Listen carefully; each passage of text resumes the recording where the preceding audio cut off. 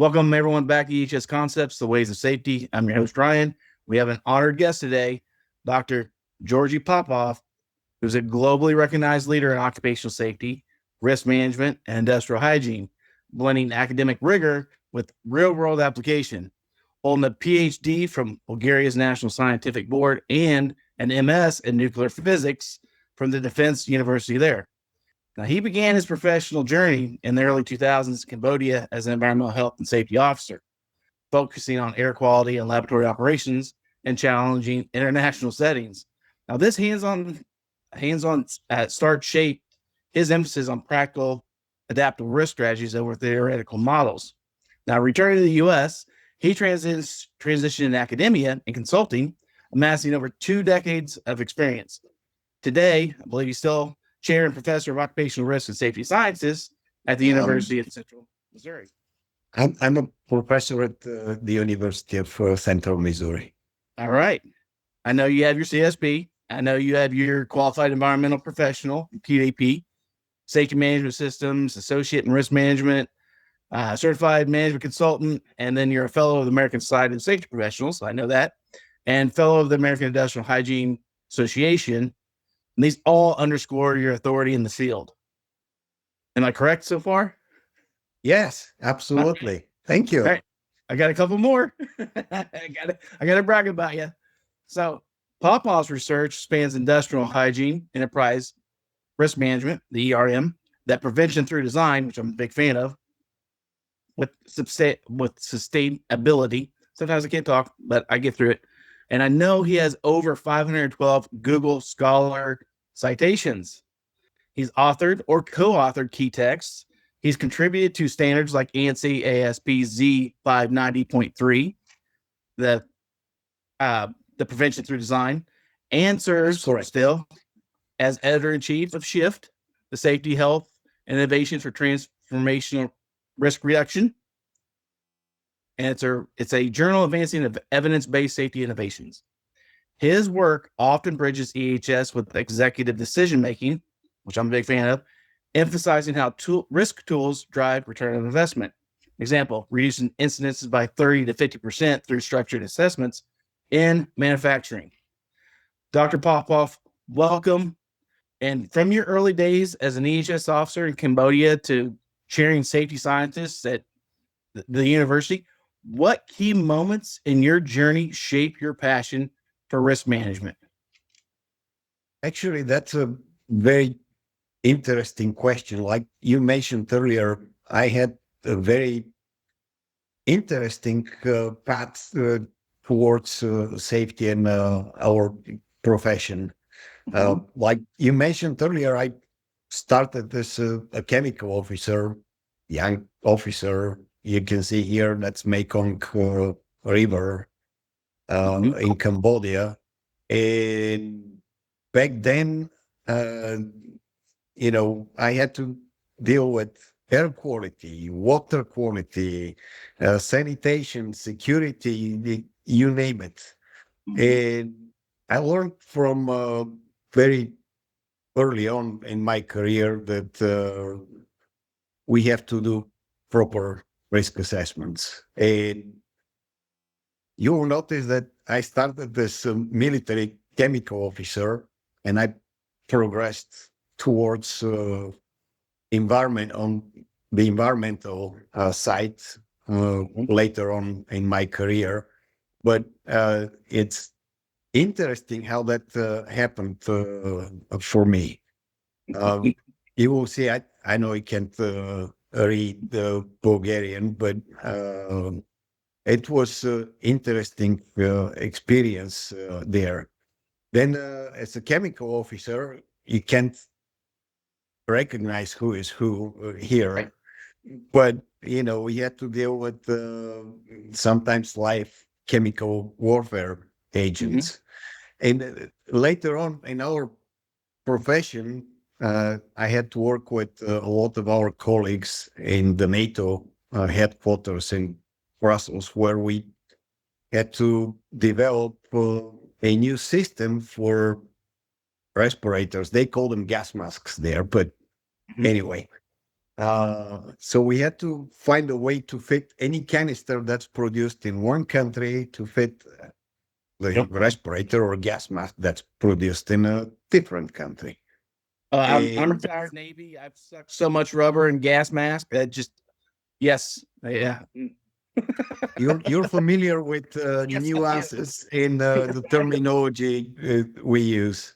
And funny enough, there were only two countries, NATO countries, that didn't participate in that project, and you can probably guess which one was the main country that didn't participate, because here in the United States, we have different brands. You can't fit 3M cartridge to North respirator. So, that gives you an idea, what we had to do. But it was a very successful project. And at that time, I worked for a defense research institute. Later on, I worked on my PhD at that time. And when I defended my dissertation in January 2000, there was a competition for the U.S. Command and General Staff College here at Fort Leavenworth. And, you can see here two beautiful buildings. The most beautiful building in Fort Leavenworth is the federal prison. And then how the Command and General Staff College is right next to it, but I graduated from the right building, not from the federal prison. It just, very often, people joke with me. They say, "So you did time at Fort Leavenworth, right?" Yeah, you can say that. But, I studied at that time. I took 52 credit hours in 1 year. And it wasn't easy. Yeah, you were just eating paper. Yeah.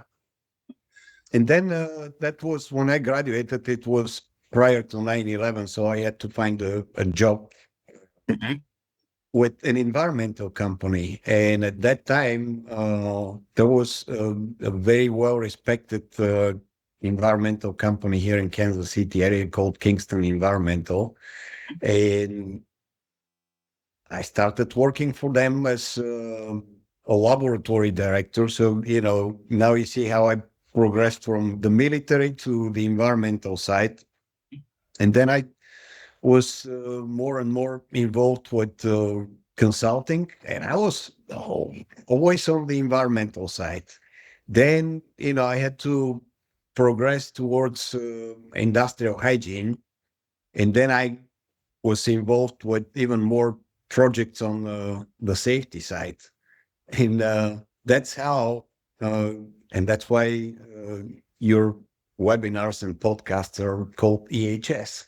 So I completed all of the above, and then I progressed. I realized that our profession is moving towards risk-based approach, and I'll share some examples later on why that was so important.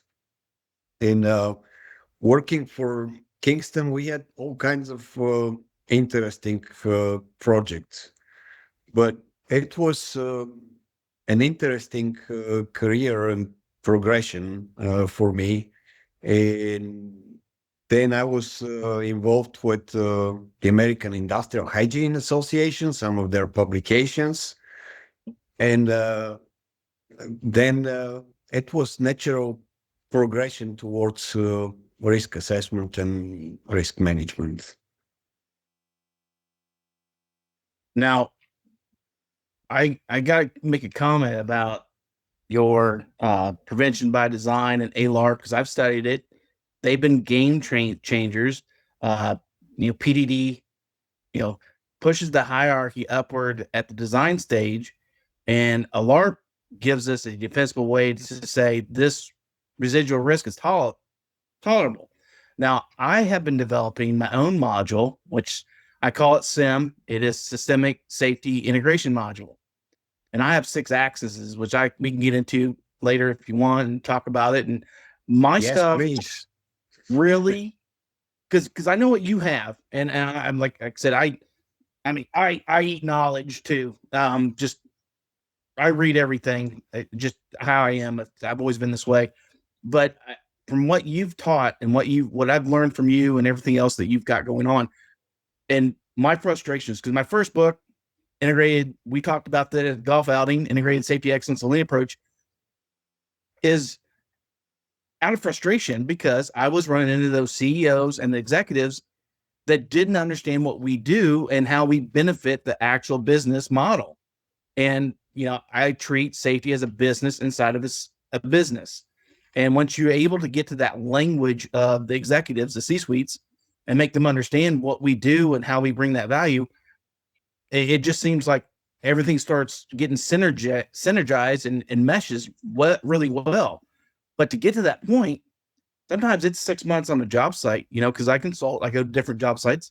Sometimes it's to the point where I've had to shoot an email going, I think I'm going to get fired, but I'm emailing the CEO because this needs action. And it seems like there's a bottleneck either at middle management or at, right before the VP of whatever, whatever title that may be. So yeah, I would like to discuss my SIM model with you, because I think it takes the spirit of both what you have going on and what I've got going on, and it evolves it into a living system. Because we keep, the design it out mindset, but we don't stop at commissioning. I use our real-time data hubs with predictive analysis to keep that design hazards out every single day. Instead of like declaring a risk ALARP and walking away, SIMS treats every residual risk point as technical debt that the metrics engine tracks and systematic pays down, while simultaneously capturing sustainability and culture gains. So, to shorten that, with your plan through design and ALARP, it gives us the what and the when. And then my model gives us the how to make zero harm and net positive sustainability, the default operating state rather than just aspiration. That makes sense. Absolutely. That is an amazing point you made about speaking the right language, because that happened to me as young safety professional early in my career. At the environmental company, we were working on Corps of Engineers projects, and I had the privilege to go to the CEO's office with the health and safety plan. And I said, hey, look, we have a problem. I identified 72 hazards. That was back then. Uh-huh. And he looked at me and he said, we don't have a problem. You have a problem. And now, if you don't mind, go back to your office and, do risk assessment for each one of these hazards that you identified. And by the way, if we can justify all the investments and, talk to me in English, that's what he said. And he said, but my English is the language of risk and financial benefits. So sure enough, I went back to my office, and in the military, we were using very simple risk assessment techniques. And I said, I'll start there. Okay, it's a Corps of Engineers project, so I'll start there. And, within a week, I had everything well defined as far as risk, which one is our top priority, where do we start? And then, interestingly enough, that was around 2008. The American Industrial Hygiene Association published the so-called value of the profession, where you can find all the business terminology, and from there, I learned that, I can get another PhD from YouTube University. Yep. So then you realize that upper level managers are using something called Investopedia, and I said, okay, that's easy. It's a great source, and the only thing I had to do is translate our safety risks to financial parameters. So Mhm. within 2 weeks, I went back to his office and presented our risk priorities, everything mapped on risk heat map, and Yep. then I said we I need had to to do that. invest that much, but the return on investment is great. I see that within 1.5 years we'll get our money back. The payback period was calculated. I even calculated net present value, internal rate of return. And then he smiled and he said, why didn't you start with that 2 weeks ago? Well, lessons learned. Like Yeah. you said, we need to learn how to talk to CEOs and upper level management so we can make their decision making process easier.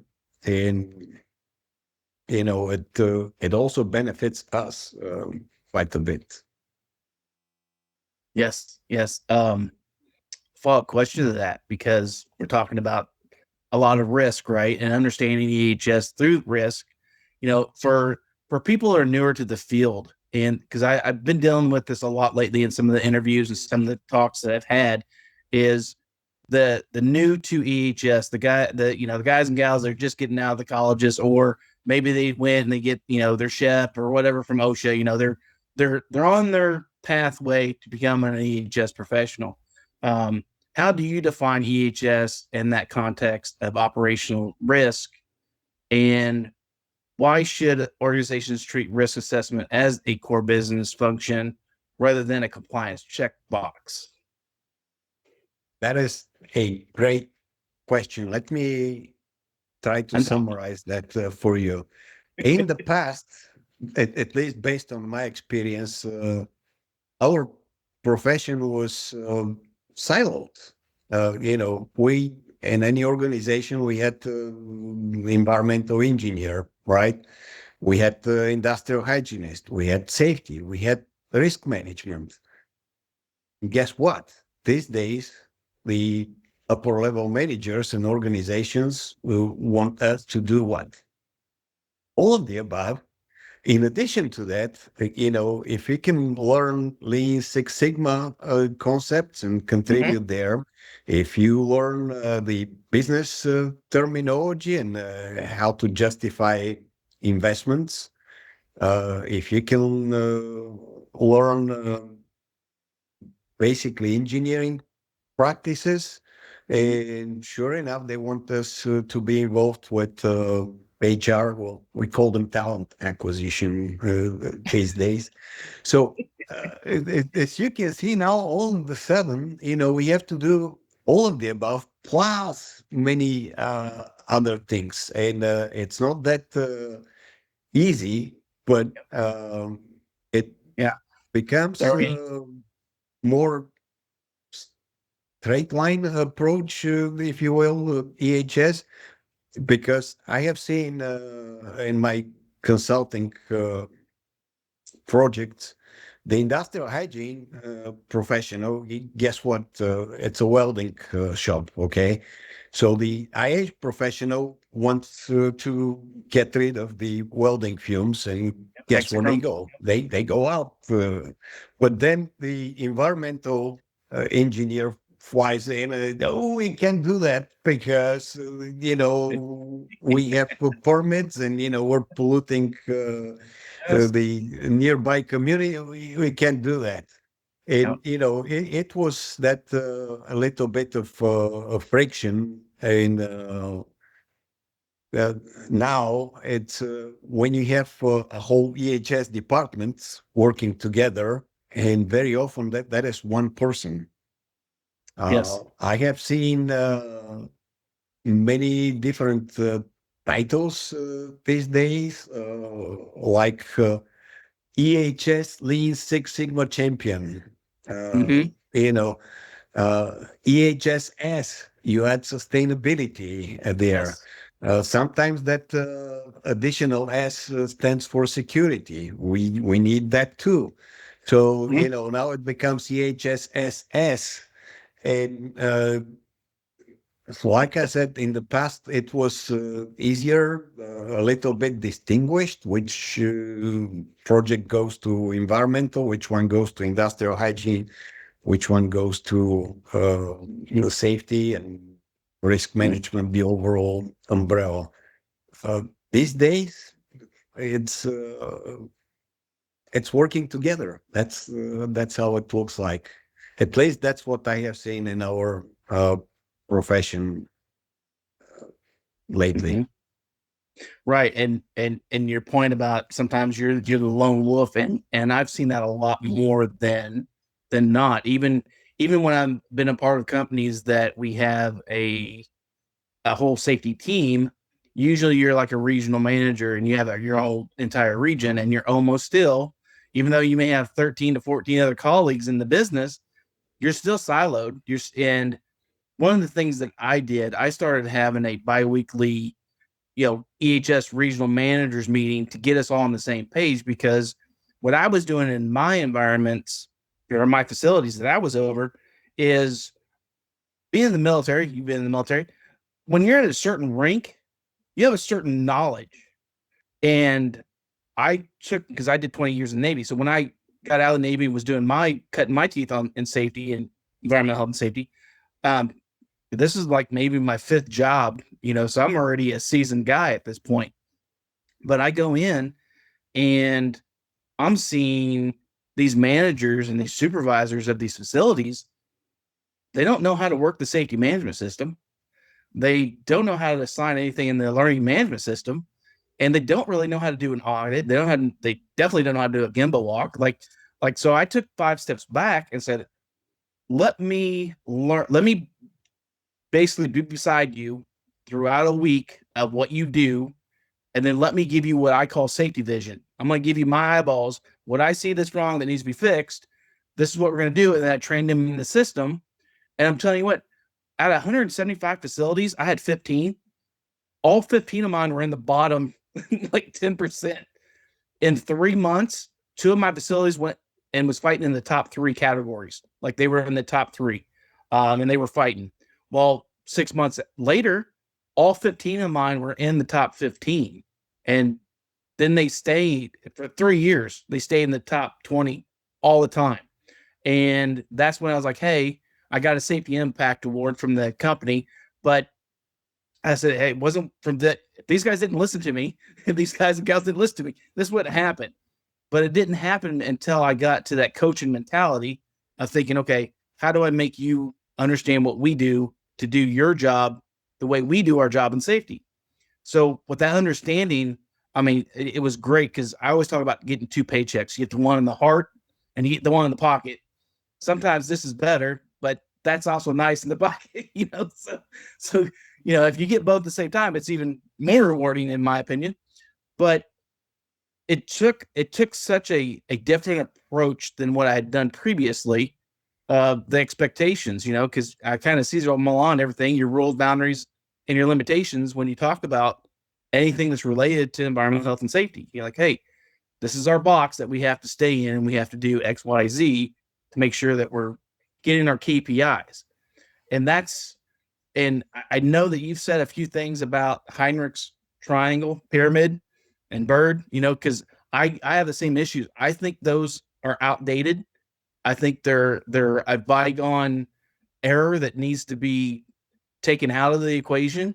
And that's why I come up with the SIM, and it's 6 axes that I have. And I would like to talk more about with you. Love to sit down with you in person and talk about this with you sometime. But Maybe we can schedule another yes, virtual webinar, or yes, where we can go through the model and discuss all the we can details. geek out, as I call it. Absolutely. But you're right about Heinrich. You just have to look at the trends where the injuries and illnesses are going down and the fatalities are going up. So that there's disconnect there, and that pyramid is not like pyramid anymore. Right. Sometimes you can look at it as inverted pyramid. So, it's completely opposite. So way back when it might have been Yeah. correct. What? Fred Manuel questioned the validity of the data because, that data was never shared.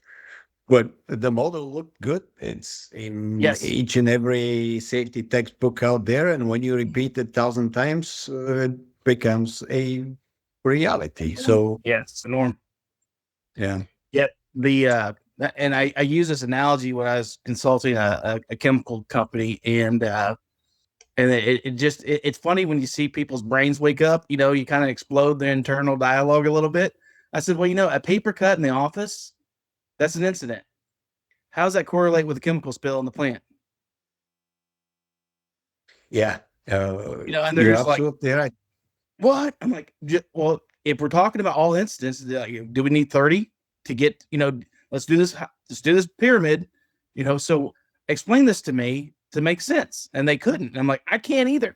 Like, because that's what I'm saying. That's why we need to shelve this and maybe use it as a historical data point, if you will, touch point, and go, this was a model and this is the error that it was in, kind of like a history of EHS or risk assessment, whatever it may be.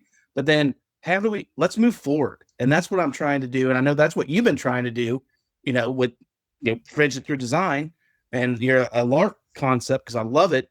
That's why I came up with my own EHS concepts, because I was trying to do what Bruce Lee did to martial arts. You take from here, you take from here, you take from there, take from here. And that's why I integrated the Lean, the Six Sigma, the BBS, and Hop and Kaizen. Like I've merged them into a program that it speaks to all the different siloed operations through any company, whether it be manufacturing or construction, because each one of them are using a program of some sort like that. But you're like, hey, all these can talk to each other. You just got to learn how to do this. And it's not hard. It's actually like, why haven't we been done this already? Like, Yes, I absolutely agree with you. And, that's an outstanding approach. You mentioned the Navy. Let me see if I can surprise you with something here. Uh, flight deck, I've been there too. Yep. All right. What ship so were you on?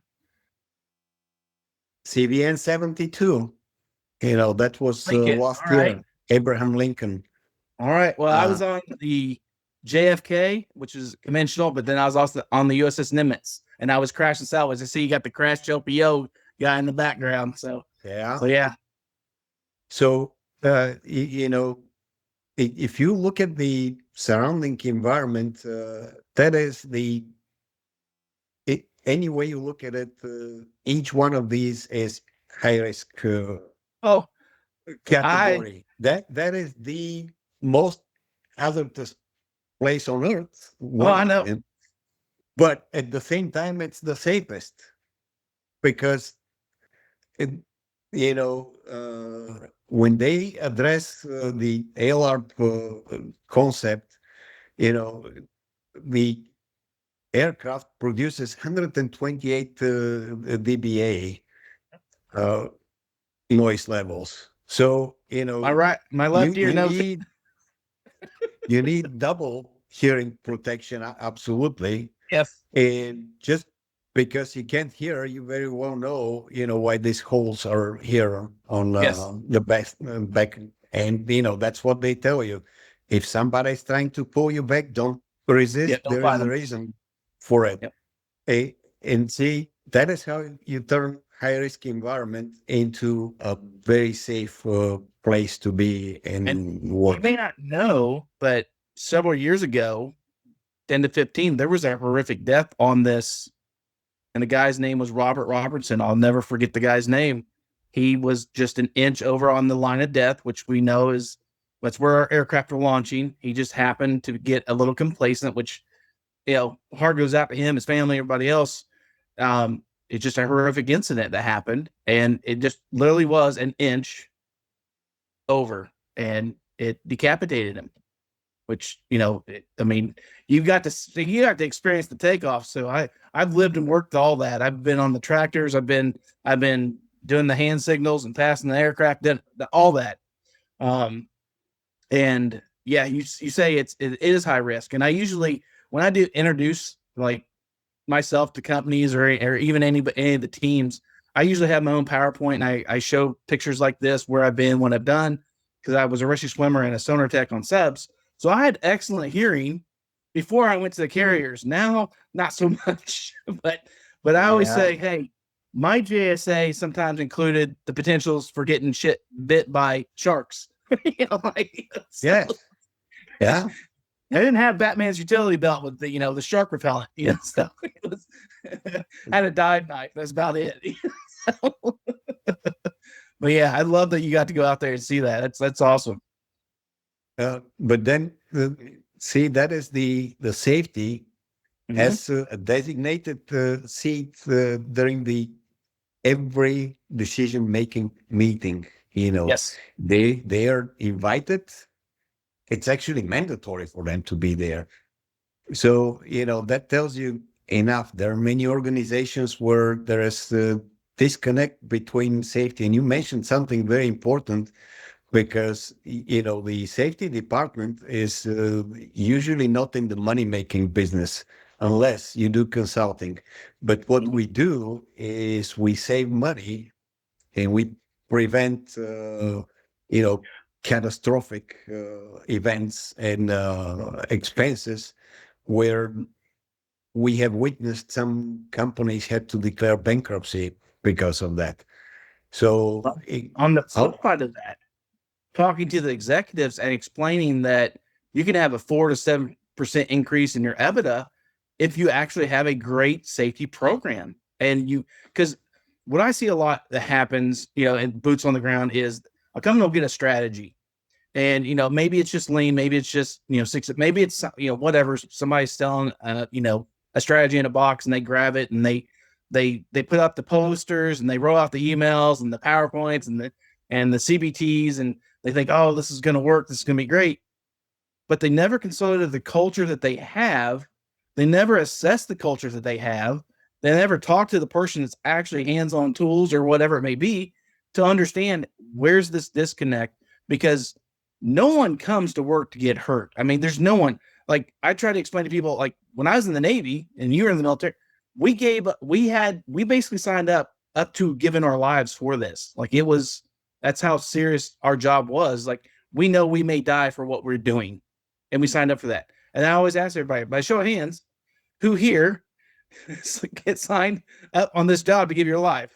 And then they're like, no. And I'm like, exactly. Not me, right? And so when I have those conversations with executives, I'm like, listen, you got to understand that the frontline workers, they're not wanting to get hurt. They're not trying to get hurt. They're not trying to hurt your business. They're trying to do their job.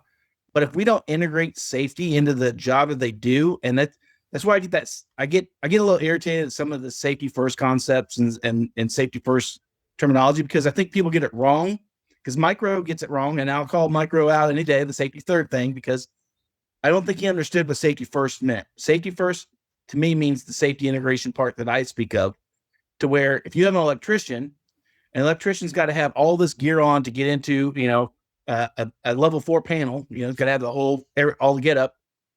Absolutely. That needs to be integrated in the job that he does. So it's part of the job, not added on, stacked on. Here's a checklist. Here's this. So if it's already a part of the work that they do, it's not added on. It's just integrated into the process of doing that. It's a system that works. And it's funny, when I have these conversations, everybody's just like, well, yeah, that makes more sense. I'm like, that makes more sense. Yeah. And I'm like, well, I'm trying to make dollars. So if this set makes dollars, then let's do it. And And that's where I get a lot of the buy-in and understanding that the culture is, because I imagine you've been on LinkedIn. There's so many of us on LinkedIn talking about culture, safety culture, business culture, the culture of work culture. And it's like, well, to get an excellent culture, you got to have a safe working environment, period. Like, so to me, that is, if we were going to make a new pyramid, to me, that safety culture of excellence needs to be the base. Correct. Yes. So, And then then we can we build. have to add all the other layers for, safety programs and, the layers of protection, layers of controls to make sure, we have a safe work environment. Yes. And because like I said, I'm a big fan of your book. I reference it lots of different times, and if I get to see you in person, I need you to sign it. But the innovations like bow tie analysis and FMEA, what emerging tech that you're seeing, like the predictive AI that's going on, what have you seen that's going to revolutionize EHS in your opinion? And maybe how can small teams adopt it, maybe even affordably, if because there's a price point to a lot of this new stuff that's coming out. That is actually a very good question. And, to be honest with you, I expected that question. So, we just have to be very careful with AI and predictive analytics and all that. It has tremendous benefits, but it also has limitations.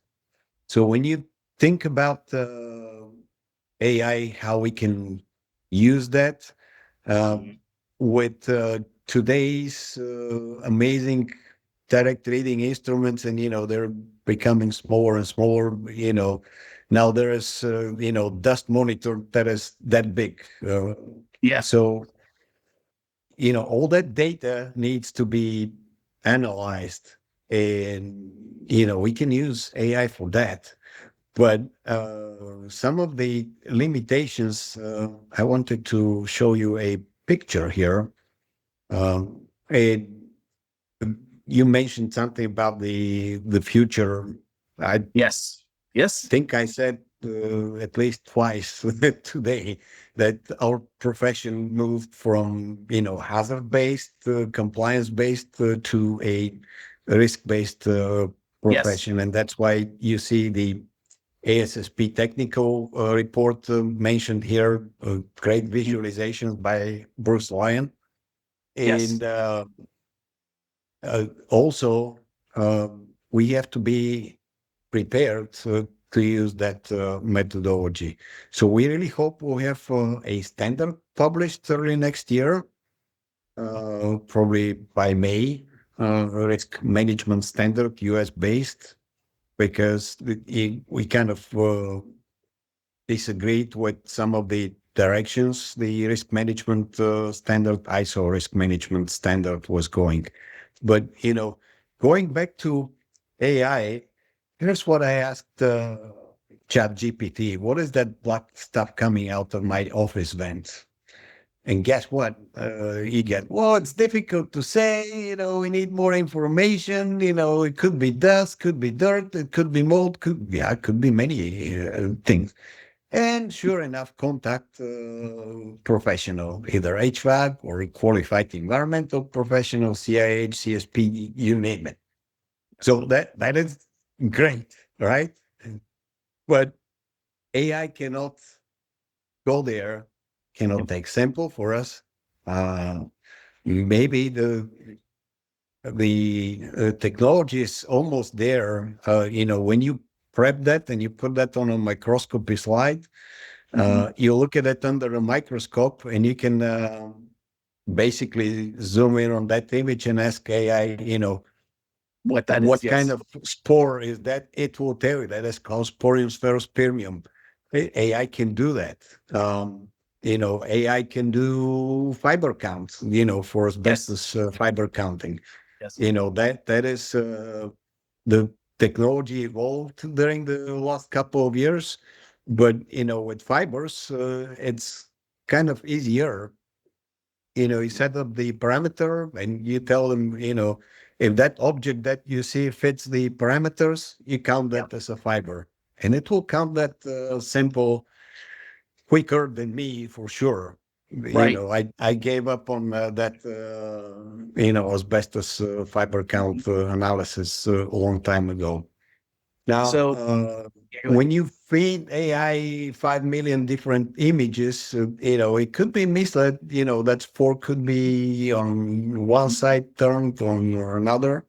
Mhm. But it is very important for us to understand the benefits of AI and some of the limitations, because here's another question I asked, for confined space entry procedures. And I said, we detected hydrogen sulfide. Well, Yep. AI tells me use respiratory protection. Well, AI didn't tell me that, the oxygen percentage is not right. And sure enough, you put somebody in respiratory protection, they tell them, hey, according to AI, it's perfectly safe to enter that confined space. Eh, and then, then you get the questions like, well, how come that operator died? Well, then who is going to be responsible? AI or the safety professional who made that decision? Right. Yeah. So in a way, I find tricky. Yeah, I find AI is a useful tool, and that's what it should be, is a tool. Like all the other tools that we use, whether kind of like some of the things that you have, the ERM work that you've done, like the pick charts. It's a tool. And it's a tool that helps build that lasting risk awareness. Especially in those high turnover environments. But AI, what I've tried to tell people, because I've been in some of those chats with the executives where they're like, well, why can't we just have AI write our safety manual? I'm like, well, it's good for fact checking, saying, okay, what's the new OSHA regulations for 2026?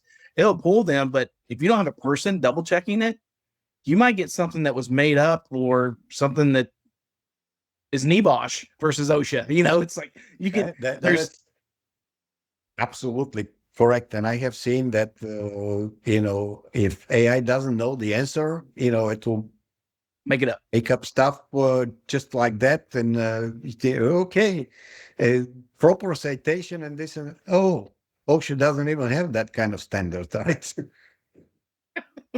So, yes, yes, yes, yes, yes.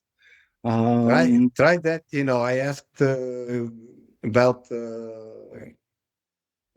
standards for molds. Which standards, which OSHA standards. Oh, it will make up 29 CFR things that don't even exist. mhm. Yeah, yeah, yes. I've played around with Grok, and I played around with Copilot and Chat GPT just to see some of that, and ask them, and sometimes what I like to compare and contrast things a lot with them. That's something I like to do, especially when it comes to uh uh and sometimes I can't speak. And anyway, analogy, I can't say it right now. Analogy, there Analogy. we go. Analogies, from different perspectives, especially in our community for EHS, because I've talked to a couple of people that are, one guy's from Canada, one guy's from Australia, one guy's over in New Zealand, one guy's in London, and they're OHS, and so sometimes we've gotten a really good dialogue, but we get in arguments over terminology and words, because I prefer the word incident, not accident. To me, accident is almost divine. It was preordained, if you will. And I'm like, that's why I don't like the term accident. That's why I use incident, because an incident is an unplanned event, like the whole definition Yeah. says for both accident and incident. But I'm like, no, there's a difference, because you can mitigate and roll out incidences by being proactive with the system. An accident is going to happen no matter what. Like that's you have a car accident. You didn't plan for it, but there was ways to mitigate it, so it still is an incident. So what I always say about accident is, if you accidentally learn something that you didn't expect to, that's an accident. That's an accident. Yeah. So when it comes to this, and I like to ask you two more questions, and one One's on the leadership side, the executives, and the other's on the front line. So, and this is just your opinion, whatever you want to say, how can executives and supervisors lead those risk culture shifts? Do you have any antidotes from your consulting or a simple leadership tweak transform the total outcome? That is actually something that, again, I learned that way back when I worked for Kingston Environmental. Our company, we were going through ISO 14001 certification. Back then, there was no ISO 45001 and ISO 31000. The risk management standard was in its infancy stage. Yes. So basically, we were told that it is beneficial for us to become ISO 14001 certified. And then, the CEO said, well, that's a lot of money. Then, going back to your question, for operators and employee involvement, all of the standards, they require leadership and employee involvement. And the CEO said, so you're telling me we have to pull operators from the field to participate in these meetings? And I said, yeah, that's exactly what it means. He goes, well, do you realize that, we have to have calibration records for all this? And I said, well, we have to have them anyway. And he goes, but that takes time and money. And that is correct. It takes time and money. But here's what happened, when I got my internal auditor certification, and when we went through all these processes, one of the things we did was we implemented the simple U.S. Army Corps of Engineers call that activity hazard analysis. Yes. You very well know that. But when you look at it, it is a qualitative risk assessment matrix anyway you look at it. So when we did that for pretty much a lot of our operations, and when we submitted our bid for that project in Nebraska,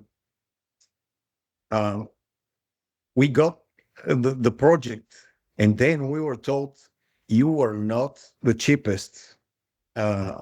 However, we selected you because of your safety record, your reputation, and because you did your homework. You cannot touch any project, U.S. Army Corps of Engineers, without risk assessment. So if somebody tells you that risk assessment is not required in the United States, technically OSHA doesn't require that.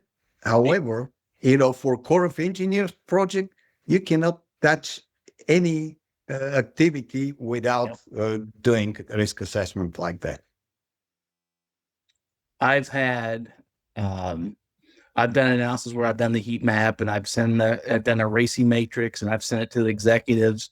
I've been on I was actually on a Teams call. Well, I think it was Zoom, one of the two, but everybody else was in the room but me. I'm off site. I'm actually on a site working for them. And one of the VPs, he was one of the senior VPs. And let me backtrack a little bit. My early days of coming into EHS, I had a really good director that frustrated me because in the military, we get groomed, right? We get groomed for that next level, for that next advancement in leadership. And I knew he was grooming me, but it was pissing me off, but he sent me out to a job site, and it was several job sites, but he told me, he goes, I don't want you doing anything that you know to do. I just need you to talk with people, get to know the crew, get to know everybody from supervisors down to everybody, that we get a new hire and you did orientation. I want you to know the children's names. And I'm just like, what? I'm like, I don't need to know that to make the help safety. I did, again, junior in the industry. And so, a week went by. I'm like, no, wait, I'll tell you when to start doing what you know to do. 2 weeks, 3 weeks, I'm fuming at 3 weeks. Like, I'm just like, let me do my job, And he goes, give me 1 more week. And so I do that. Well, after that 4th week, he goes, okay, now go do what you do. Well, that made me be able to relate in terms and conditions, those rules, boundaries, limitations at a personal level that I didn't have a month prior. Like, I didn't know, Joe here. I didn't know Joe had 3 kids and, his wife is battling cancer or whatever. I didn't know that,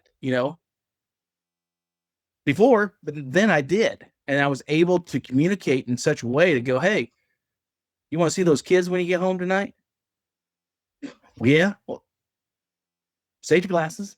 I didn't have to read the ANSI Riot Act. I didn't have to quote chapter and verse of OSHA or any other regs. It was just that personal connection. Now we got to know that for our profession, right? We got to know all these EPA, DOT, ISO. We got to know all this stuff. But the frontline worker, that does nothing for them. And that's where I think some people have that disconnect. So let's fast forward to this conversation that I'm having. And I've gotten to know the executive team. I've gotten to know who they are and if they have children, things like this. So this one senior VP, everything I'm telling them, I'm doing the risk map, I'm showing them all the things that need to change and we need to address. And he goes, well, Ryan, you sound like an alarmist to me. Yeah. Sounds familiar. Absolutely. I'm like, well, wait a minute. No. I'm an informist. And if what I'm telling you is alarming, that's for you to take for action. And, then I let that kind of, permeate for a little bit because I'm talking to like 15 people in a room that make way more money than I ever thought about it. And so and then I said, well, and I said his name. I'm like, didn't you recently take your boys on a fishing trip? He's like, well, yeah. I'm like, okay. I said, so when you talk about safety, didn't you have things that you wanted to be safe while you're on that fishing trip? Like, because I don't know where you went, but I mean, sometimes where I go fishing, there's bears, there's a whole bunch of stuff that you need to have a risk mitigation, understanding. And he goes, yeah, but for business, we don't need world-class safety, Ryan. We just need good enough. And the CEO's eyes, like he's directly camera straight center and everybody else is here, right? And his eyes just go blink. And I said his name again. I'm like, well, wait a minute. Let me ask you this question. You have 2 children, 2 boys. If they went to work for a company, do you want their safety to be good enough? Or would you want them to have world-class safety? Exactly. Hey, Ryan, can we table this discussion? I got a text message I gotta deal with. So we'll just follow up. I'll send you an invite. And I said, absolutely. Thank you, sir. Click. Ring. The CEO. I can't believe you said that. And then, I'm like, sir, it's you're gonna. And I said nothing to say. But I love the man. I thought he was a great guy. I said, but this is where us in our profession call that the cancer of safety, is that you have people that don't understand what we do and how we're helping the company to help build EBITDA and help to do all this stuff to keep those all the insurance costs low, all the just we do so much for a company, but we get overlooked and we get siloed. And I was battling the silo at that company. I mean, I ended up talking to their training department, HR, who they called people operations. I ended up talking to that all this stuff to get some traction going. Their safety manual, you're gonna love this, Georgie. OSHA 200 was on the 5th page into reviewing their safety manual. I go, this is 2300, 200, right? Yeah, I said this is 23 years out of date. I don't even need to read the rest of this manual. Yeah. So I had to go through. I streamlined everything for him, and I told him, I said, listen, your safety manual needs to be maybe a ½ inch thick at the most. I go, then you have your policies. Your policies need to be the thing that the safety manual references, because your safety manual could always be up to date because it references policies. You update your policies. You've got a system in place that just works. Like you just, and they didn't have any of that. But eventually I got into that field and they're doing great. They're doing marvelous, and that executive is no longer with them. So I'm like, I felt bad, but I was like, it was kind of needed. You know, But you did the right thing because, you know, like you said, 2002 was when we switched from OSHA with 200 300. form to OSHA 300. And, you Yeah. know, there were many reasons for Oh that. yeah. But in a way, going back to your point, you need to learn to speak the language, and you can't speak to line employees with ANSI and 29 CFR. You know, they don't get it. So we need to learn how to speak their language. Then Right. we have to learn how to speak with upper level managers with net present value, internal rate of return, you name it. And then, you know, they asked me, you know, how did you learn about these things? And I said, well, you know, you take classes, you read, and I even started developing business models for them. So before that, I, as EHS manager, wasn't invited to any of the decision-making meetings. After that, it was like, well, give it to Georgie. He will do the numbers for you. And, you know, sure enough, I was invited to each and every decision-making meetings, even to all the weekly updates, the meetings on Monday.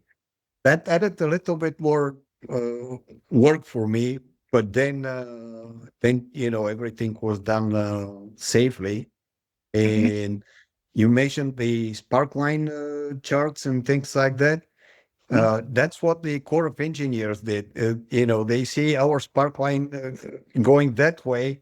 The Mhm. other company that submitted bid, theirs going up that way, and they were that close to EMR of one, and that's why they told us, and the CEO was there, and you know they started throwing all these acronyms, Mhm. the total incident rate, and Yep. you know EMR and things like that, Yep. and that's when they told him, "You are not the cheapest, but we selected you because of that." So then, you know, he took me to lunch and he goes, "Tell me more about that. I need to learn more about that."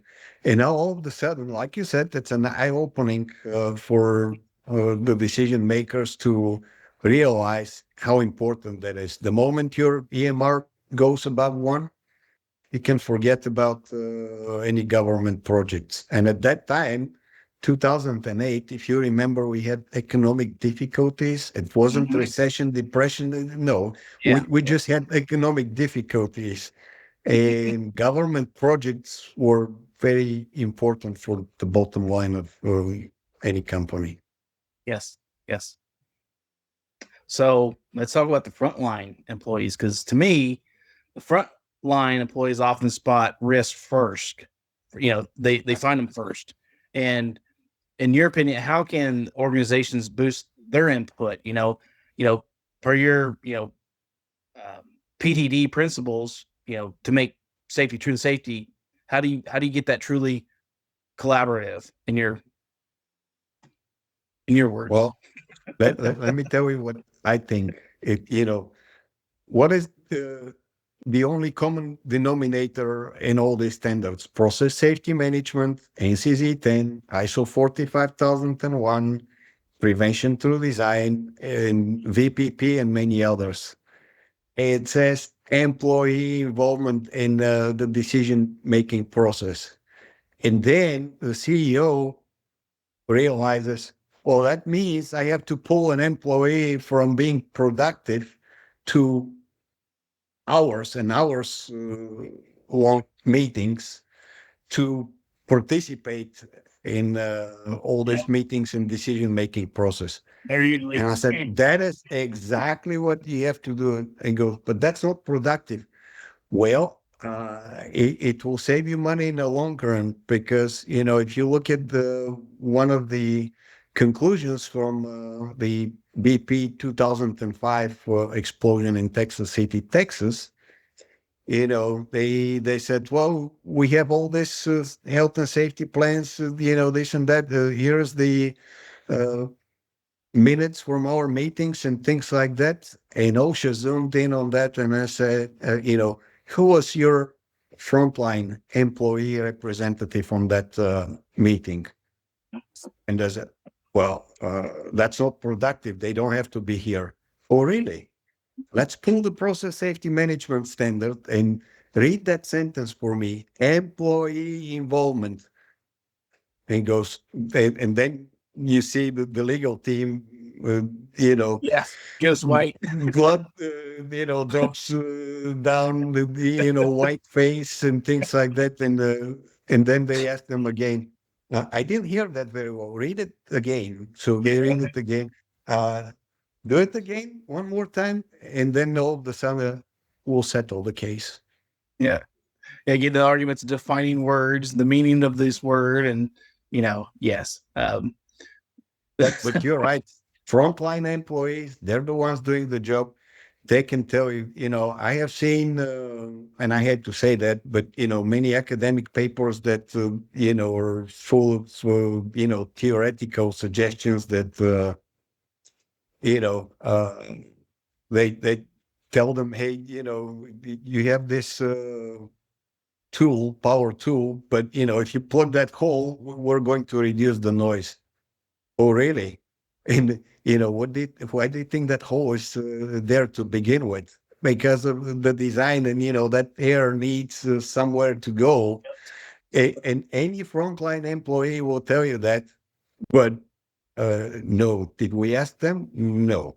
So again, unless that's proven in practice, which like you said, we have for the PCSP Shift Journal, we have best practices, and I would encourage you and everybody who is listening to submit ideas for best practices, but something that's practical application, not just. So here it is. That's how it looks. Yes. So we would encourage best practices and research article submissions, and there are many other journals out there. We publish in professional safety, and and the Industrial Hygiene Association has tremendous resources, white papers on many different topics. In fact, the Prevention to Design white paper should be published very soon. But again, if you have any ideas, publish it. Let's contribute to our profession and make it more practical. Yep, that's what I'm trying to do with my podcast and this outlet. I had a guest on last night. Again, we had over a 2-hour interview. It didn't. We have to redo it because it didn't save correctly or whatever, and it may be the length. I don't know, but he said, because I asked him, so what do you think that our field needs more of? And he goes, this, what you're doing.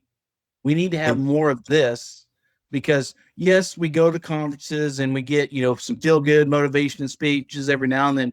He goes, but if we don't have this conversation, I said, I'm even thinking about maybe putting together almost a safety panel and having a safety panel discussion on all these different concepts and going over case studies or doing things that showing the rest of our field that they are not alone, because we last night's interview, we made a really good personal connection of the things that he's seen and the things that I've seen, and where we are still siloed in our industry from each other, because we have BCSP and ASSP and the rest of them, but we don't have this.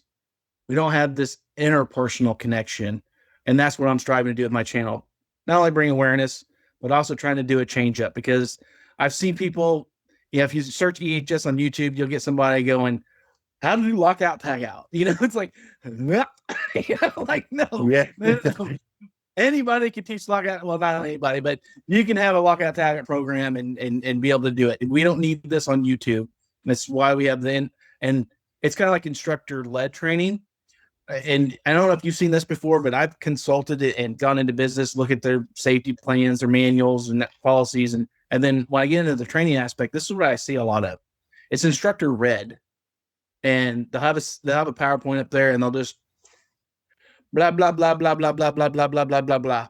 Any questions? And it's like, that's not instructor led. It's instructor red. So you don't got to read word for word that's on the PowerPoint.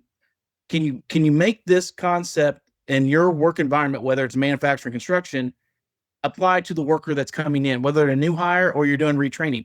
And that's something else I would like to pick your brain about is I like test outs. And what I mean by test outs is if you've worked for the company for I at least like a 3 year. I like 3 years to me means that you've gotten enough underneath your belt as a frontline worker or whatever. Maybe you're all the way up to supervisor. That if I gave you lockout tagout training and it's a whole hour and 45 minutes long, you did the whole coursework, you took the test, you passed it. When I do that refresher the next year, then you sign that you're aware of the procedures and all that, and and then that means you have sufficient layers of controls. and, and like you said, good enough. So the moment you sign that, the operator or frontline employee signs that training, that means everything is perfect. All right. In fact, that is good enough, but not a world class safety program. Yeah, because I like doing practicals. I actually like doing the practical side of it too. Because I don't just do training. I like to do practicals, showing them, hey, this lock goes on a particular valve, or this goes on a particular circuit, whatever it may be. But when it comes to the refresher, the annual refresher, sit them back through the whole coursework again. And maybe they're at 3 or 5 years, maybe they're at 20 years into the profession. To me, that does them a disservice and it turns their brain off when you do the training. So I like, and I've got to admit a few places what I call test outs. If I give you the test, 10, 25, 50 questions, and you pass it, and sometimes I have to talk to the client, do you want 80% or better? They got to be 100%, because I've had, they got to be 100%. They got to be 100%. All right, well, let's give them a test out. They score 100. They don't got to sit through this hour and 45-minute lecture, and go through a practical. I think they're good to go. And you have better, they're mentally better because they're not separated from, because military training has, this again. That is exactly what it is. It's training for a reason, and you very well know in the military, that's why it's called training, not education. Yes. And so, on with all that accumulates, this leads to my next question for you about, gauging that culture health, beyond TRIR or any other metrics that, the health and risk safeties. What do you recommend to measure that risk savvy culture? And how often do you think teams need to check in? Because I have my model that I think of, but I want to hear your thoughts on it. It depends on the organization and on the complexity of the operation. So, for simple tasks, you can do annual. But, I have seen quarterly and I have seen 6 months, semi-annual. So and the other thing is it depends on your turnover rate. Mm-hmm. So imagine some organizations are okay with 20% turnover rate. Some others, I'm not going to mention any names, but it's by design and they're okay with it. 110% turnover rate. That means, your annual is no good because, in 1 year, no one's ever everybody who was there is not there anymore. Whew. Wow. So think about that, the complexity and your turnover rate. That's, in one of our books, we have a very good example of how you calculate turnover rate, and that will give you a very good indication of when and how often you have to do training and refresher and you name it. Well, and speaking on that, from your teaching at the university, what is a high impact method, kind of like, video link scenarios, that you roll through and ask questions that you believe sticks with the trainees? Like what do you see? Well, I personally use scenarios, real world scenarios based on my experience. And then I built interactive tools that work well. Perhaps I can share an example Yes. here. Basically, you tell them, hey, here's your risk pathway model. That's the risk matrix that we're using. That's your scenario. So tell me, what that means from a risk perspective. So you mentioned bow tie, you put that on a bow tie, and you add the preventive measures. And then you say, oh, wait a second, we only have administrative. Is that enough? Well, apparently not. And then, then you go on the other side. Do we have sufficient mitigation measures? Apparently not. So all of a sudden, I ask, and here's a couple of Lean Six Sigma tools, the fishbone diagram and the SIPOC. So you ask the students to, based on here's one scenario, and you give them a completely different one, do the assignment, submit it. And then, you get uh, feedback like, oh, I was sweating. That was a difficult assignment. And I said, yeah, but did you learn something? Oh, yeah, absolutely. I enjoyed it. And now I understand why we have to do cost benefit analysis here and, net present value and Yes. things like that. So all of a sudden, it's not a multiple choice exam. It's not something that you can use AI because AI doesn't have, it looks 2 years back, at least the non-paid versions. Mhm. And, when you change that scenario every semester, AI doesn't have that. And then we have honest discussion with the students, and I said, "Can you use AI for that?" And I said, "Unfortunately, not." Well, that's your answer. So, in a way, when you build interactive tools and practical scenarios and things like that, it works well for the students. And I 100% agree. So, because you kind of leaped into my next question because you said feedback, and I'm going to ask about feedback loops. So, how do you weave that worker input into that risk training? Um, you know, how do you weave worker input into risk training and redesigns to ensure relevance and the buy-in? Like how do you do it? How do you approach it? I personally like the simplicity. So, would if you show that to your frontline employees, they'll be like, I'm out of here. Mhm. However, when you show them something simple and you tell them, hey, here's the definition, here's what might happen, with back strain, that will be considered injury. And then you explain to them, here's from the drop down menu, we'll select that much. How likely do you think? And, that is, usually in our profession in safety, we're very good at estimating the severity of the outcome. Yes. We have plenty of data. We have textbooks, articles, best practices, you name it.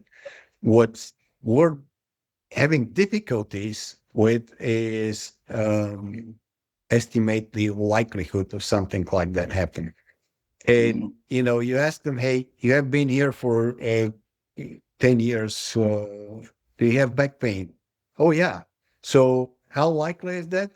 Well, it's possible. So eh, and that's when you get their input. Or, they can tell you, oh, it's very unlikely because I've been here for 20 years, but I haven't seen anybody who worked in that kind of environment for 20 years telling me it's very unlikely I'll get back strain. Oh, yeah, it's pretty much guaranteed because, that other guy who just retired has, back pain, the guy before him had. So, they can help you a lot with Oh yeah. estimating the likelihood. All right. How about do you have any wisdom for the field, for any of those up and coming EHS pros that are grinding daily? What's one actual tip from your career to help supercharge their risk game? Well, learn the business language. Like I told you, my CEO told me, translate that to English, but my English. And, their English is risk and financial benefits. Very often you hear safety is our priority. Well, guess what? If we have economic downturn, uh, priority is making money. So, safety was priority. Now, this year we'll prioritize making money. So it needs to be a core value. But again, learn to speak their language and learn to speak the language of frontline employees because, when you discuss that with them and you tell, hey, according to ISO 31000, we have to do risk analysis here. And, and we're going to use that Delphi method. And the frontline employee goes, okay, we Yeah. cannot communicate. So, however, when you tell that to upper level management, they understand that. So, our role is to serve both sides of all sides of the equation. Yes. So we need to translate what frontline employees are telling us, translate that to risk and business language for our decision makers, And and then we'll be very successful. absolutely. And that's why I'm doing what I do on the podcast, because I want to bring this awareness to those up and comers. Like they need, and not some of us are seasoned that need this. Like we need to get out of that silo. Like I'm just stuck here. I'm reading my 13th book on leadership and maybe business planning or whatever it may be, or I'm studying PMP to get my project managers, just so I can talk to the project manager, whatever it may be. You know, that's that's what I want this to do, and love to for you to be a part of it too. And thanks for coming on the show. I do want to get some final thoughts from you so we can wrap this up, because I don't want to use too much of your time. And thank you for coming on. It's been awesome. But your final thoughts. Do you have any parting words on why that mastery isn't just survival, that it is a strategic edge, and most importantly, where can my listeners and your listeners go to dive deeper into your work? Because I know where to go, but they may not know. Well, let me start from the end of the question, where you can find all these resources. Uh, Most of them are available, freely available from ASSP, Mhm. Professional Safety Journal. Uh, we published a lot of articles in the BCSP Shift and the best practices. They're absolutely freely available. Um, Also, ASSP has a new committee for the risk management standard. So once that gets published next year, look for ASSP announcements for standards and things like that. We already published the technical report 31010, and that was, believe it or not, almost 5 years ago. These are not free resources, but it contains like 50 different techniques, risk assessment techniques, and it will be uh, really important for us to pick and choose the right tools. Many of these tools are floating freely. If you're interested in any of these, with PCSP Shift, you can watch the short video, case study, download the tool, play with it. We also have links on the ASSP Professional Safety Journal. Another good tool that our readers should be aware of is the AHA business case tool. So if you Google it, AHA, just type AHA business case tool, and it will take you there. And again, that's a free resource. We published the videos. There is an article in the Synergist that's freely available, and you can click here and download the tool.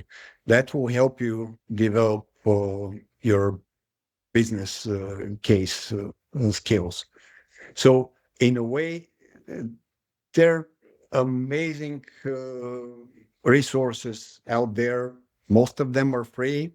AHA also published a couple of white papers on enterprise risk management, on business case development, and very soon we'll see the prevention through design white paper published as well. So my final thought is don't be afraid to take more responsibilities and have an honest discussion with upper level managers. Don't try to hide, because when the time comes for them to decide how many of these boxes they have to cut, if they don't know what we bring to the company and the organization, what kind of value we bring, it will be easy decision for them to eliminate that box. However, if they remember how you got that project for them, like I told you, that Corps of Engineers project, how you contributed to the meetings, how you saved the company so much money on their premiums and you name it, then they realize what kind of value we bring for any organization, and why that is important to have you as EHS manager, and they will select another box for elimination, but not yours. Exactly. Awesome. Thanks for your insight. Thanks for everything you've been doing and continue to do. Like I said, I've read a lot of your stuff, and I know you've got a lot of people that love what you do. I love what you do. It's funny, in my circle, I'll mention, that I had a discussion with you at a golf course, and they're like, "Oh my God, you did?" Like, oh yeah, like he wasn't golfing and drinking, I wasn't golfing and drinking, and we ended up talking. So it just happens. So thoroughly enjoyed this interview, and I look forward to having you on again. I'd love to show you my SIM, my systemic safety integration module, and I'd love for you to pick it apart or add to. We'll schedule another meeting. So thanks for the invitation. Really appreciate it, and enjoy the rest of the day and be safe. Thank you, sir. Have a good day. Thank you.